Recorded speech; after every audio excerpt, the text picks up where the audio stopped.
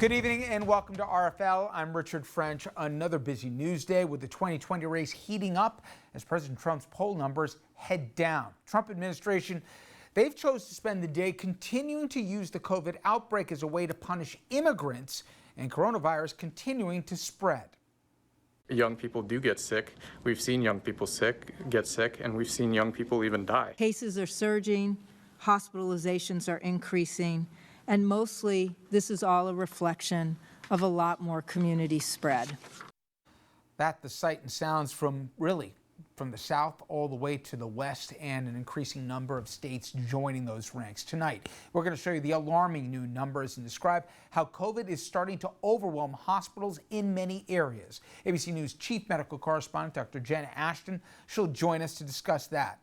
Also, as President Trump plays the race card more and more, the majority of Americans polled now say, think about this, the President of the United States, they believe, is racist. A plurality of Americans believe just that. Washington Post columnist Dana Milbank, he'll join us to explain why he says Republicans are acting not just silently, but enabling Trump.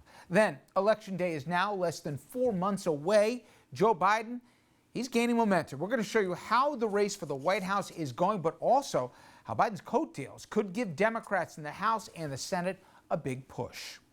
But before we get to any of that, some breaking news about the pandemic, and I warn you, it is not good. In the middle of the worst virus outbreak in 100 years, one that has no end still in sight, the Trump administration has officially started to withdraw from the World Health Organization.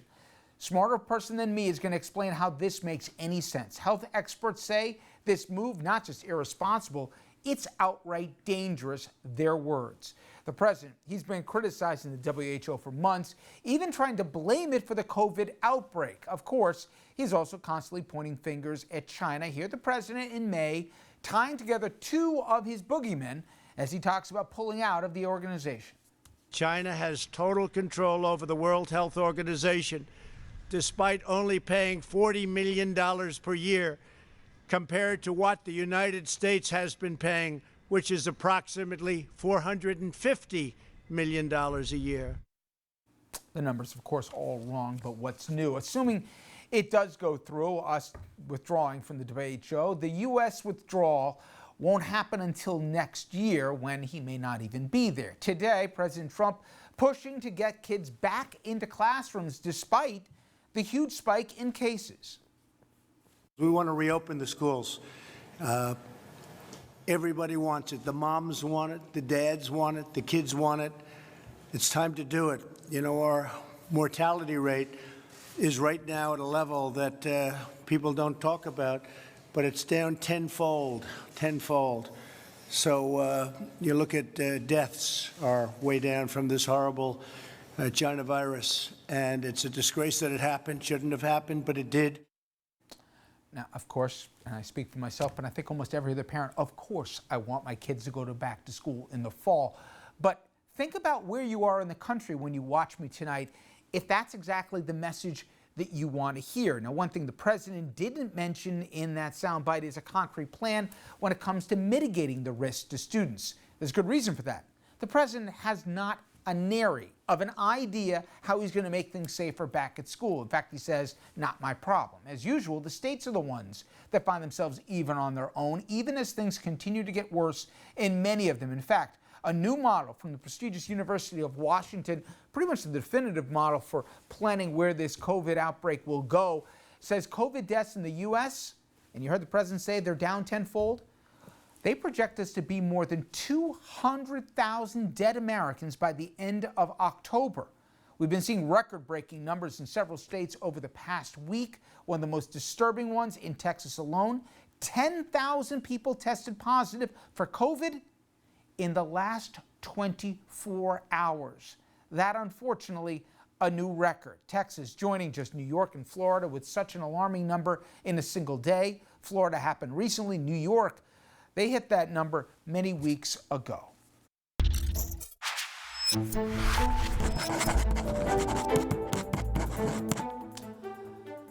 You know, in this polarized time, we can seemingly agree on very few things, but one of them is this: time is precious, fleeting commodity. How many times have we all said with our kids, where did the years go? Or after a hectic day, where did the hours go? Well, in times of crisis, and now sure as hell qualifies as that, days and hours are life or death commodities for governments and their leaders. At times of war, economic calamities, natural disasters, national defining moments, or, like we see now, a pandemic, history will and has held these leaders to account for their leadership, their trustworthiness, their priorities, and their moral clarity. Donald Trump, the man for this moment, is not only not meeting his challenges, he is failing so spectacularly and so embarrassingly that I'm really beginning to wonder if he's even trying to win re-election, and all of us paying the price. He's managed to do the unthinkable, make the jobs of state governors even more trying in this crisis. Forget about leading by either example or allowing others to use the weight of the federal government as the cavalry for overrun states. No, our commander in incompetency has undercut his own medical and scientific experts with lies of quack remedies and urging the most irresponsible to defy the state orders.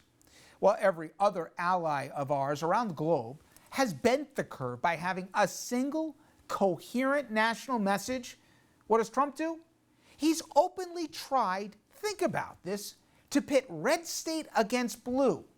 His only unifying headline has been, "You're on your own."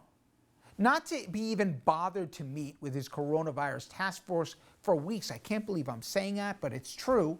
Let alone to read his daily briefings where he would have learned of our soldiers being targeted by the Taliban courteous of Russian bounties. Trump instead, he spends his day watching and whining about what the folks on cable news like me say about him.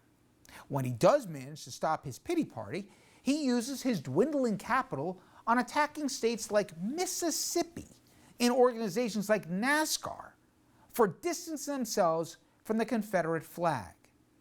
When we as a nation are finally having an overdue reckoning on the subject of race in America, he attaches himself to people who literally chant white power. He also has the military target peaceful American protesters, and he seems to suggest daily that the wrong side won the Civil War. My president is literally risking American lives with every narcissistic photo op when he only says things that are both untrue and against our national interest. We have time for none of this. I showed you the horrific trend lines with this pandemic. Our economic numbers almost as scary. And every day we learn about yet another damning bit of evidence of how this man is imperiling our national security, our national interests, and our global standing. His wasted time, I believe, is criminal, and history will judge him as such. But impossibly, I can't believe I'm saying this, but I mean it, we'd all be better off if he just went golfing. And hopefully come November, he'll have more time for that. Up next, as President Trump ratchets up the culture wars and continues to use race as a wedge issue, it is crickets from the vast majority of Republicans. After the break, Washington Post columnist Dana Milbank, he'll join us to explain why he says the GOP, more than quiet, they're complicit.